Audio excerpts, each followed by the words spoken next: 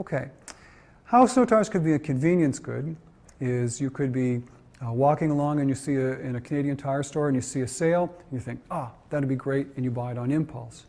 Or perhaps it's snowing and you've got to make a long trip and you need them, and so you don't want to spend a lot of time going from store to store. You drive to the first place, you say, put on a set of snow tires, I've got to head out. Well, that in fact is a way of snow tires being convenience goods. You could view them as shopping goods. You could spend some time going from Canadian Tire to Walmart to a service station, comparing prices and features and trying to find the best tire you can get for the money. That would be a shopping good. For it to be a specialty good, you may say that I only want Michelin, and that's all I want to put on my tires, and you're willing to phone around and to drive around until you can find the one place that sells Michelin, one or two places that might sell it in your county. So there it would be a specialty good. Now in fact, snow tires are probably shopping goods, and therefore they're in sort of a selected type of distribution. But they could be all three, just depending on how they're marketed. Certainly with Michelin, they try to make it a specialty good. Now, with business products, the categories are a little bit different.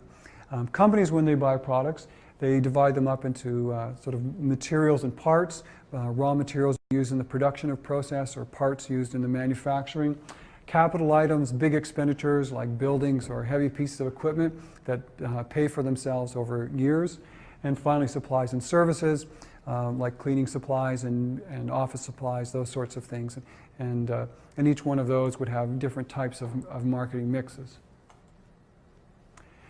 Now, also associated with the product are sort of other aspects in terms of its quality, its features, its design, the branding decisions, okay? In other words, the name for the particular product, whether it's a manufacturer's brand or a private brand. In other words, is it a store brand? The packaging aspects and the labeling. So let me take a few minutes and explore some of these a little bit more thoroughly. Now let's look at branding. Now branding is just a term that comes from, in fact, the Old West, where cowboys would put a brand on a cow to identify it belonging to a particular owner. And in fact, branding, comes from a similar tradition. It began in the late 1800s, and at this point, most products were sold through general stores. Products were not identified. They were, there was just wheat or beer or soap. And it was really the general store owners that had a lot of power.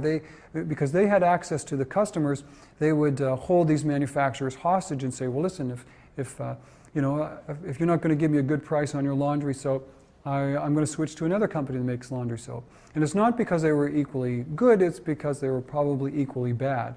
There was a lot of variability between products.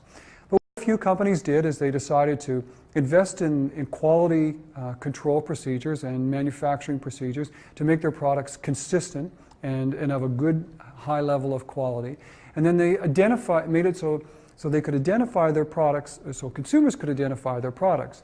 And so if you wanted a laundry detergent that was sort of really at a good level of quality, and you knew that you were going to get the same laundry detergent every time, then you could ask for Ivory, because it was a consistent product.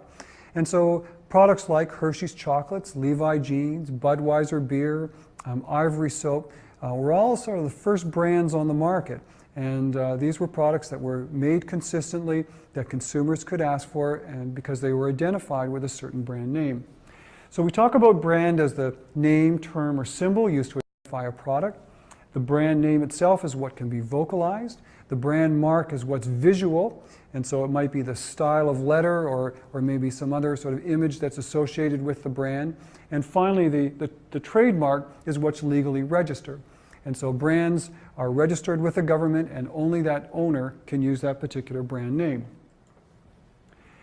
Now, companies spend a lot of time investing in brands and making sure that their brands are sort of quite unique and protected, and they can generate brand equity.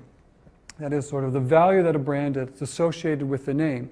So if you think about McDonald's, there's a tremendous amount of brand equity, and that someone can open up a McDonald's restaurant in an area that doesn't have one, and people instantly, they know about the products, they know what to expect. There's some instant recognizable sort of recognizable imagery associated